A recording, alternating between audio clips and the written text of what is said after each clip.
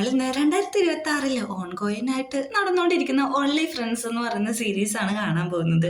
സീരീസിന്റെ തുടക്കത്തിൽ തന്നെ രണ്ട് പയ്യന്മാര് ഇന്റിമേറ്റ് ആവാണ്. നമ്മളൊരു വോയിസ് ഓവർ ഏൽപ്പിക്കുന്നുണ്ട്. ഇതൊരു ഹുക്കപ്പും കാര്യങ്ങളൊന്നുമല്ല. നിങ്ങൾക്ക് ഇതിനെപ്പറ്റി ഡീറ്റെയിൽ ആയിട്ട് അറിയണമെങ്കിൽ ഞാൻ പറഞ്ഞുതരാന്ന്. അവിടുന്ന് നേരെ നമ്മളൊരു പാർട്ടി ഹോളാണ് കാണിക്കുന്നത്. അവിടെ നമ്മുടെ ഫസ്റ്റ് ഹീറോയിനെ പരിചയപ്പെടുത്തുന്നുണ്ട്. ഇവന്റെ പേരാണ് ഡീൻ. ഡീൻ ആണെങ്കിൽ അന്ന് അവിടെ ഫെയർവെൽ പാർട്ടിക്കുള്ള പാട്ടും കാര്യങ്ങളെല്ലാം അവൻ്റെ ഒരു സീനിയറിനൊപ്പം അവിടെ ഇന്ന് പാടുന്നുണ്ട്. കൂടെ പാടുന്ന വ്യക്തിയുടെ പേര് ആൻഡ് എന്നാണ്. ഇനി നമുക്ക് ഡീനിന്റെ എക്സ് ബോയ് ഫ്രണ്ടിനെ പറ്റി പറയാം. ഇവന്റെ പേര് ജാക്ക് എന്നാണ്. ജാക്കിന്റെ ഫ്രണ്ട്സ് അങ്ങോട്ട് വന്നിട്ട് പറയുന്നുണ്ട്, നീ എന്ത് ഇത്ര മൂടിയായിട്ട് നിൽക്കുന്നേ, ഇതൊരു ജസ്റ്റ് പാർട്ടി അല്ലേ, നീ ആ പാർട്ടിയുടെ വൈബ് മാത്രം എൻജോയ് ചെയ്താൽ മതി എന്ന്. അങ്ങനെ അവൻ അവിടെ നിന്ന് ഇറിറ്റേറ്റ് ആയിട്ട് ഡ്രിങ്ക്സ് കുടിക്കാൻ വരുന്നുണ്ട്. അവിടെ വെച്ച് നമുക്ക് മറ്റൊരു ക്യാരക്ടറിനെ പരിചയപ്പെടാം. ഇവന്റെ പേരാണ് റാഫി എന്ന്. അവനാണെങ്കിൽ ഓൾറെഡി ഡ്രിങ്കഡ് ആണ്. നമ്മുടെ ജാക്കിനോട് സംസാരിക്കുമ്പോഴേക്കും നീ ഓൾറെഡി ഡ്രിങ്കഡ് ആണോ എന്ന് ചോദിക്കുന്നുണ്ട്. ഞാൻ അധികം കുടിച്ചിട്ടില്ല എന്ന് പറയുമ്പോഴേക്കും നിന്റെ ഫേസ് നന്നായിട്ട് റെഡ് ആയിട്ട് ഇരിക്കുന്നതെന്ന് പറയുന്നുണ്ട്. അത് ഫീൽ ചെയ്ത റാഫി ആണെങ്കിൽ നമ്മുടെ ജാക്കിന്റെ ഹാൻഡ്സ് തന്റെ ഫേസിൽ കൊണ്ട് വെച്ചിട്ട് എന്നാ നീ അത് ഫീൽ ചെയ്യാൻ പറയുന്നുണ്ട്. രണ്ടുപേരും കുറച്ചു നേരം ഒരു ഐ ടു ഐ കോണ്ടാക്ട് ചെയ്ത് നിൽക്കുമ്പോൾ തന്നെ അവിടുത്തെ ബെയറാണെങ്കിൽ ആ ഡ്രിങ്ക്സ് എടുത്ത് കൊടുക്കാണ്. അതുകൊണ്ട് തന്നെ അതിൽ നിന്ന് ഡിസ്ട്രാക്റ്റ് ആയിട്ട് നമ്മുടെ ജാക്ക് പോകാൻ നിൽക്കുന്ന ജാക്കിനോട് പറയുന്നുണ്ട്, നാളത്തെ വോട്ടിങ്ങില് ഞാൻ നിനക്ക് വേണ്ടി തന്നെ വോട്ട് ചെയ്യുമെന്ന്. അത് കേൾക്കുന്ന ജാക്കാണെങ്കിൽ ഓക്കെ എന്ന് പറഞ്ഞിട്ട് അവിടുന്ന് അവന്റെ കാര്യം നോക്കി പോകാണ്. അടുത്ത സീനിൽ നമ്മളെ കാണിക്കുന്നത് സാൻഡും ഡെയ്നും ആണെങ്കിൽ പാട്ടെല്ലാം പാടിക്കഴിഞ്ഞിട്ട് രണ്ടുപേരും കൂടി ഫ്ലേർട്ട് ചെയ്ത് നിൽക്കുകയാണ്. അതായത് ഡെയ്ൻ ചോദിക്കുന്നുണ്ട്, പാട്ടെല്ലാം പാടി കഴിഞ്ഞല്ലോ, നമുക്ക് ഒരു ഡ്രിങ്ക്സ് കുടിച്ചാൽ എത്താന്ന്. ഡ്രിങ്ക്സ് കുടിക്കണമെങ്കിൽ എനിക്ക് യാതൊരു പ്രശ്നമില്ല എന്ന് പറഞ്ഞിട്ട് ഫ്ലേർട്ട് ചെയ്യുന്ന രീതിയിൽ തന്നെ റിപ്ലൈ കൊടുത്തുകൊണ്ടിരിക്കുമ്പോഴാണ് അങ്ങോട്ടേക്ക് സാൻഡിന്റെ ബോയ് ഫ്രണ്ട് ആയിട്ടുള്ള റേ വരുന്നത്. റേ പറയുന്നുണ്ട്, നിങ്ങൾ പാട്ട് പാടിക്കഴിഞ്ഞെങ്കിൽ നമുക്ക് പോയാലോ എന്ന്. പെട്ടെന്ന് തന്നെ നമ്മുടെ ഡെയ്നോട് പറയുന്നുണ്ട്, നിന്റെ മ്യൂസിക് കാര്യങ്ങളൊക്കെ നല്ലതാണ്, പക്ഷെ അത് സാൻഡിന്റെ ഒപ്പം മാച്ച് ആവുമെന്ന് തോന്നുന്നില്ല എന്ന്. ഇൻഡയറക്റ്റ് ആയിട്ട് ഒരു റിലേഷൻഷിപ്പിന് നല്ലതല്ല എന്നാണ് അവൻ പറഞ്ഞുകൊണ്ടിരിക്കുന്നത്. ഇത് കേൾക്കുന്ന ഡെയ്ൻ ആണെങ്കിൽ കോംപ്ലിമെന്റിന് താങ്ക്സ് പറഞ്ഞിട്ടാണ് അവിടുന്ന് പോകാൻ നിൽക്കുന്നത്. പോകുന്ന വഴിയിൽ സാൻഡിന്റെ ദേഹത്തൊക്കെ ഒന്ന് തട്ടിയിട്ടാണ് പോകുന്നത്. ഇത് കാണുന്ന റേക്ക് ചെറുതായിട്ട് ജലസ് ആവുന്നുണ്ടെന്ന് സാൻഡിന് തന്നെ മനസ്സിലാവുന്നുണ്ട്. നീ ജലസിയാണോ എന്ന് ചോദിക്കുമ്പോഴേക്കും ഞാൻ ജലസിയല്ല, ഞാനുള്ള കാര്യം പറഞ്ഞതാ, അന്ന് ഇവിടെ നിന്ന് ഫ്ലേർട്ട് ചെയ്യാതെ ബാ നമുക്ക് പോകാന്ന് പറഞ്ഞിട്ട് സാൻഡിനെയും കൂട്ടി അവിടുന്ന് പോവുകയാണ്. ഇതെല്ലാം കണ്ടുകൊണ്ട് മാറി നമ്മുടെ പിള്ളേരും ജാക്ക് നിൽക്കുന്നുണ്ട്. ഇവരുടെ പേര് ഞാൻ പറഞ്ഞില്ലല്ലോ. നടുക്ക് നിൽക്കുന്ന ആളുടെ പേര് ടിമ്മി എന്നാണ്, അടുത്ത് നിൽക്കുന്നവന്റെ പേര് ടുവാ എന്നാണ്. ഇവരെല്ലാവരും ഇത് നന്നായിട്ട് ശ്രദ്ധിക്കുന്നുണ്ട്. അങ്ങോട്ടേക്ക് വരുന്ന ഡെയ്നോട് അതിനെപ്പറ്റി ചോദിച്ച് സംസാരിക്കുന്നുണ്ട്. പക്ഷെ ഡെയ്ൻ ചോദിക്കുന്നത് എൻ്റെ പാട്ട് എങ്ങനെയുണ്ടായിരുന്നു എന്നാണ്. അപ്പൊ ജാക്ക് പറയുന്നുണ്ട്, ഞാനതൊന്നും ശ്രദ്ധിച്ചില്ല, എനിക്കതൊന്നും ശ്രദ്ധിക്കേണ്ട ആവശ്യമില്ലല്ലോ എന്ന്. നീ ആരോട് വേണമെങ്കിലും ഫ്ലേർട്ട് ചെയ്തോ, എനിക്കത് കേൾക്കണ്ടെന്ന് പറയുന്നുണ്ട്. പെട്ടെന്ന് തന്നെ കൂട്ടുകാരന്മാര് ഇവിടെ എന്തോ നടക്കുന്നുണ്ട്, ഞങ്ങൾ പോവാന്ന് പറഞ്ഞിട്ട് അവിടെ നിന്ന് മാറിക്കൊടുക്കാണ്. നീ ശരിക്കും ശ്രദ്ധിച്ചില്ലേന്ന് ചോദിക്കുമ്പോഴേക്കും എനിക്ക് അതിൻ്റെ ആവശ്യമില്ലെന്ന് ഞാൻ ഓൾറെഡി പറഞ്ഞല്ലോ എന്നാണ് പറയുന്നത്. അങ്ങനെ നമ്മുടെ ടൂവയാണെങ്കിൽ ഡ്രിങ്ക്സ് എല്ലാം കുടിച്ചതിന് ശേഷം വീട്ടിട്ട് പോവാൻ നിൽക്കുന്നുണ്ട്. അപ്പോൾ നമ്മൾ വേറൊരു ക്യാരക്ടറിനെ കാണിക്കുന്നുണ്ട്. ഇവന്റെ പേരാണ് അർണോഡ്. അർണോഡ് വന്നിട്ട് ചോദിക്കുന്നുണ്ട്, നീ വീട്ടിൽ പോവാൻ നിൽക്കാണോ എന്ന്. ഞാൻ ഓൾറെഡി ഒരു ക്യാബ് ബുക്ക് ചെയ്തിട്ടുണ്ട്, അതിന് വേണ്ടി വെയിറ്റ് ചെയ്യാന്ന് പറയുന്നുണ്ട്. നമ്മൾ ഫ്രണ്ട്സ് അല്ലേ, അതിൻ്റെ ഒന്നും ആവശ്യമില്ല, ഞാൻ നിന്നെ വീട്ടിൽ കൊണ്ടാക്കാന്ന് പറയുന്നുണ്ട്. അല്ല, ഞാൻ ഓൾറെഡി ബുക്ക് ചെയ്തു പോയി, ഇനി എന്ത് ചെയ്യുമെന്ന് ചോദിക്കുമ്പോഴേക്കും അത് ജസ്റ്റ് ഒന്ന് ക്യാൻസൽ ചെയ്താൽ പോരെ, ഇത്ര വലിയ പ്രശ്നമൊന്നും അല്ലല്ലോ എന്ന് പറഞ്ഞിട്ട് അവൻ തന്നെ മേടിച്ച് അത് ക്യാൻസൽ ചെയ്യുന്നുണ്ട്. അങ്ങനെ അർണോൾഡ് അന്നത്തെ ദിവസം ടുവേനെയും കൂട്ടിയിട്ടാണ് അവിടുന്ന് പോകുന്നത്. ടുവക്കാണെങ്കിൽ ഇതിൽ നല്ല ഹാപ്പിനെസ് ഉണ്ട്, അവൻ്റെ ഫേസ് കണ്ടാൽ തന്നെ നമുക്കത് മനസ്സിലാക്കാം. അങ്ങനെ നെക്സ്റ്റ് സീനില് നമ്മളെ കാണിക്കുന്നത് റാഫീനെയാണ്. റാഫി ആണെങ്കിൽ ഒരു പയ്യനെ വിളിച്ചിട്ട് എനിക്ക് നിന്നെ നന്നായിട്ട് മിസ് ചെയ്യുന്നുണ്ട്, അതുകൊണ്ട് തന്നെ നീ ഇങ്ങോട്ട് വന്നോ എന്ന് പറയുന്നുണ്ട്. പക്ഷെ ആ കൊച്ചിനാണെങ്കിൽ യാതൊരു താല്പര്യമില്ലാതെ വരാൻ പറ്റില്ല എന്ന് പറഞ്ഞിട്ട് കോള് കട്ട് ചെയ്യാണ്. ഇതെല്ലാം ഉള്ളിൽ നിന്ന് റോം എന്ന് പറയുന്ന ഒരു ചെക്കൻ കേൾക്കുന്നുണ്ട്.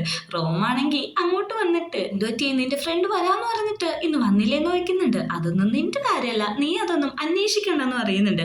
എനിക്ക് നിന്റെ ഫീലിങ്സ് മനസ്സിലാവും, അതുകൊണ്ട് തന്നെ എൻ്റെ ഒപ്പം ഇന്ന് നിനക്കൊരു ഹുക്കപ്പിന് പറ്റുമെന്ന് ഡയറക്റ്റ്ലി ചോദിക്കുന്നുണ്ട്. അതിന് ഞാൻ ഓക്കെ ആണെന്ന് അവൻ പറയുന്നുണ്ട്. അങ്ങനെ അവർ രണ്ടുപേരും കൂടി അവിടെ നിന്ന് കിസ് ചെയ്യാണ്. പക്ഷേ പെട്ടെന്ന് തന്നെ റാഫി പറയുന്നുണ്ട്, പറയുന്നുണ്ട്, ഇതൊക്കെ നീ ആരോടെങ്കിലും പറഞ്ഞു നടക്കുമെന്ന്. ഞാൻ ഹുക്കപ്പ് ചെയ്യുന്ന കാര്യം ആരോടും ഇങ്ങനെ പൊതുവെ പറഞ്ഞു നടക്കാറില്ല എന്ന് പറയുന്നുണ്ട്. ആ ഉറപ്പ് കിട്ടിയ റാഫി ആണെങ്കിൽ മുമ്പോട്ടുള്ള പ്രോസസ്സിന് ഓക്കെ പറയാണ്. അങ്ങനെ അവിടെ വെച്ച് റാഫിയും റോമും തമ്മിൽ ഇന്റിമേറ്റ് ആവുന്നത് നമ്മളെ കാണിക്കുന്നുണ്ട്.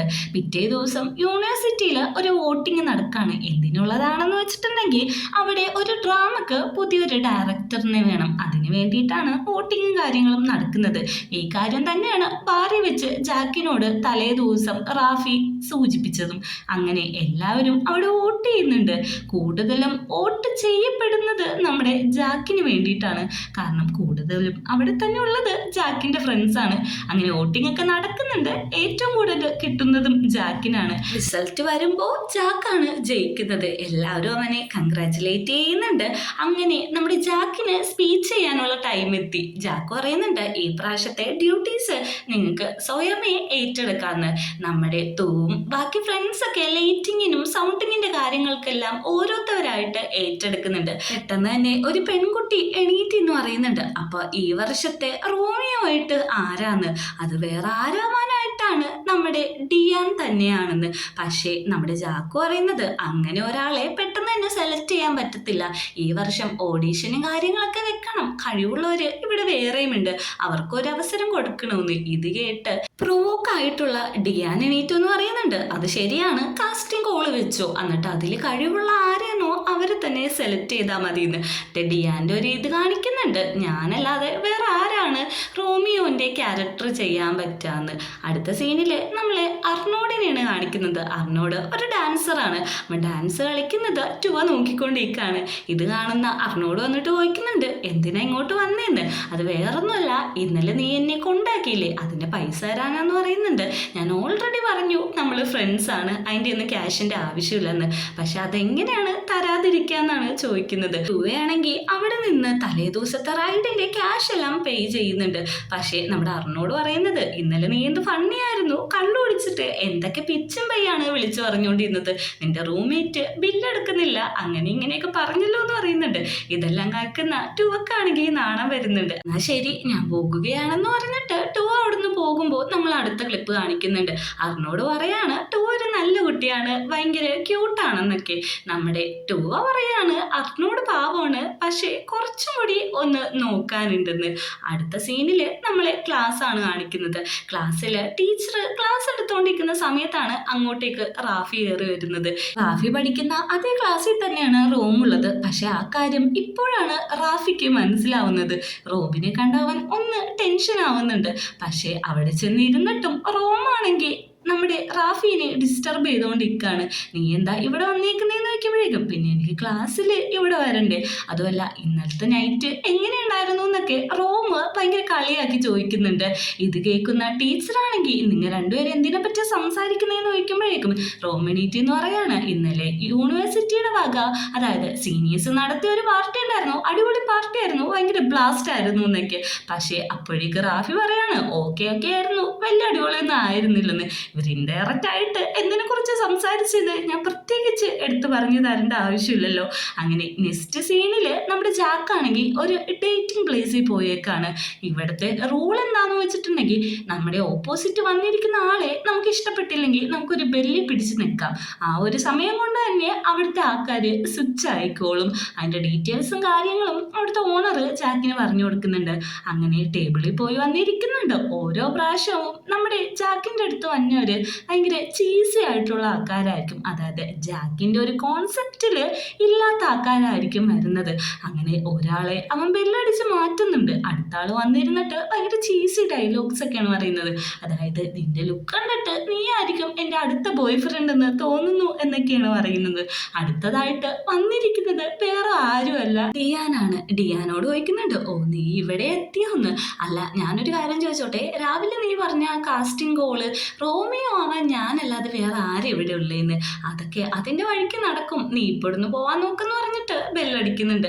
അങ്ങനെ പിറ്റേ ദിവസം രാവിലെ യൂണിവേഴ്സിറ്റിയിൽ എല്ലാവരും പോസ്റ്ററും കാര്യങ്ങളൊക്കെ ഒട്ടിക്കുന്നുണ്ട്. അതായത് പുതിയൊരു കാസ്റ്റിംഗ് കോള് ഇന്ന് നടത്താൻ പോകുന്നുണ്ടെന്ന്. ഇത് കാണുന്ന റാഫി ആണെങ്കിൽ കൂടുതൽ എക്സൈറ്റ് ആവാണ്. ഞാനും ഈ ഓഡീഷന് എന്തായാലും പങ്കെടുക്കുന്നുണ്ട്, കാരണം എനിക്ക് ഈ പ്ലേയിൽ ഒന്ന് പ്ലേ ചെയ്യണമെന്ന് കുറേ നാളായിട്ട് ആഗ്രഹമുണ്ട്.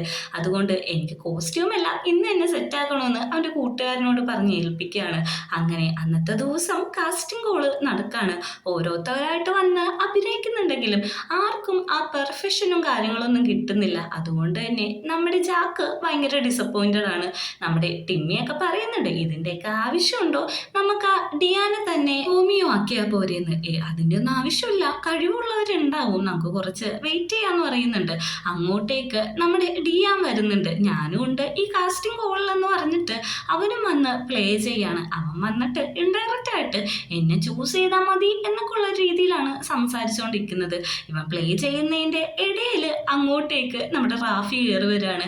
ഞാനും വന്നിട്ട് ഞാൻ ഈ കോസ്റ്റ്യൂം ഒക്കെ ഒന്ന് സെറ്റാക്കാൻ വേണ്ടി പോയതാന്ന് പറയുന്നുണ്ട്. അങ്ങനെ റാഫിക്കും ജാക്ക് ഒരു ചാൻസ് കൊടുക്കുന്നുണ്ട്. ഈ ജാക്കും റാഫിയും പറഞ്ഞുകൊണ്ടിരിക്കുന്നത് ഒരേ കാര്യമാണ്, പക്ഷേ രണ്ട് ഡയമെൻഷൻ ആണെന്ന് മാത്രമേ ഉള്ളൂ.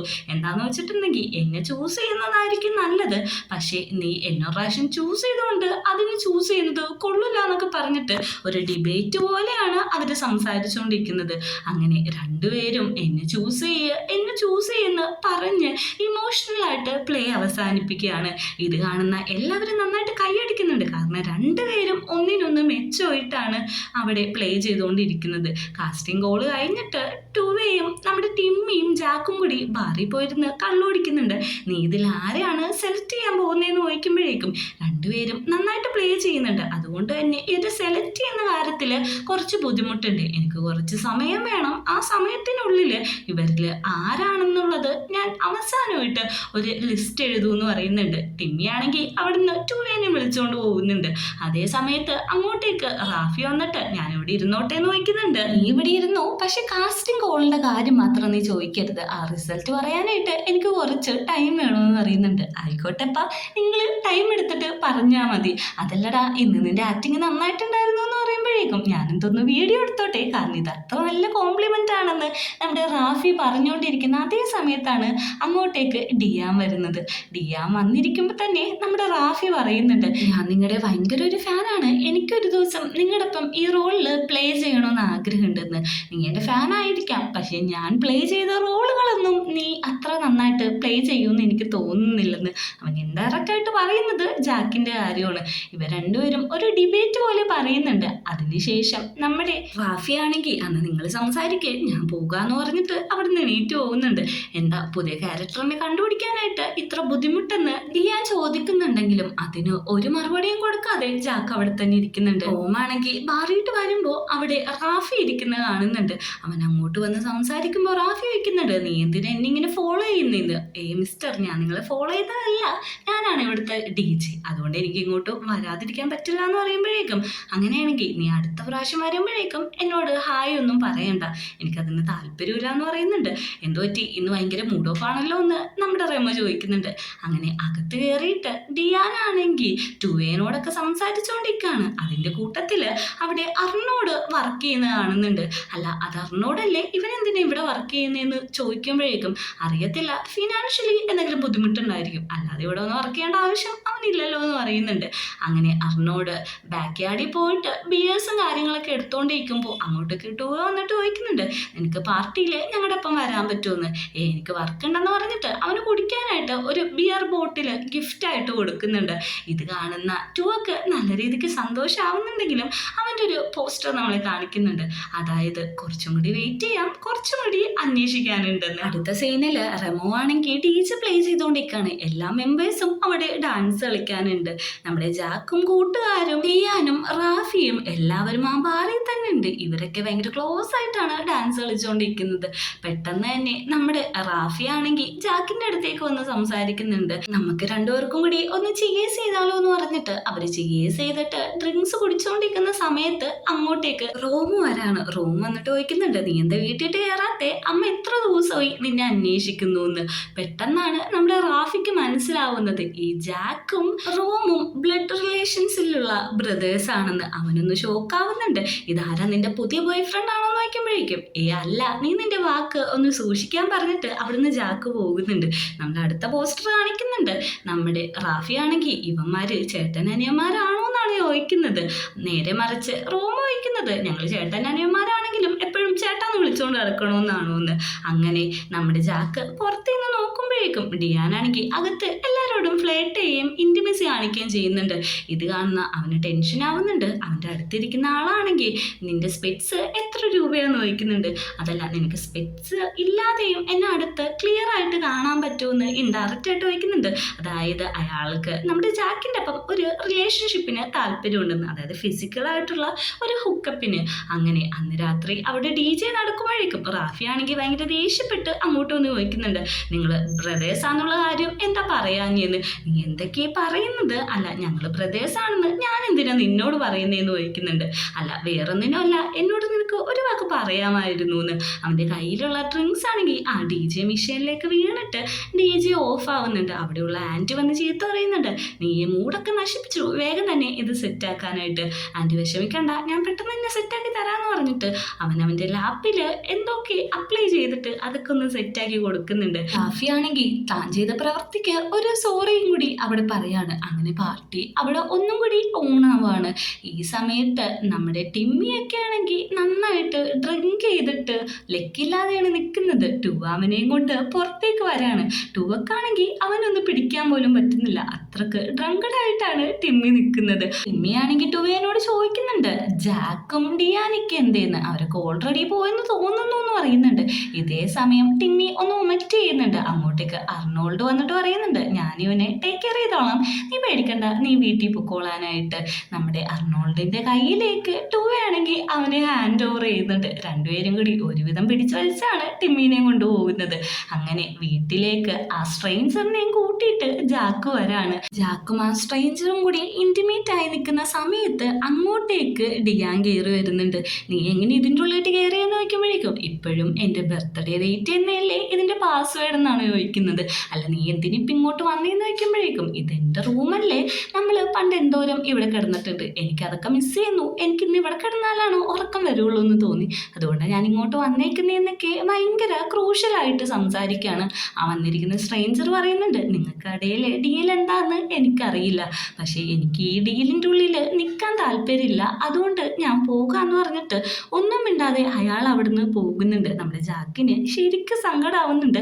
ജാക്ക് പുറകെ പോയി ഒന്ന് മനസ്സിലാപ്പിച്ചാലോ ഒന്ന് തോന്നുന്നുണ്ടെങ്കിലും അവന് അയാളുടെ പുറകെ പോവാനായിട്ട് തോന്നുന്നില്ല. ജാക്കാണെങ്കിൽ നല്ല രീതിയിൽ ദേഷ്യത്തിലാണ്. കാരണം ജാക്കിനെ എക്സ് ബോയ് ഫ്രണ്ട് ആക്കി, പക്ഷെ വേറൊരു ഡേറ്റിങ്ങിന് ഡിയാൻ സമ്മതിക്കുന്നില്ല. ഇവരെന്തിനാണ് അങ്ങനെ ബ്രേക്കപ്പ് ആയെന്ന് നമ്മളിപ്പോൾ കാണിക്കുന്നില്ല.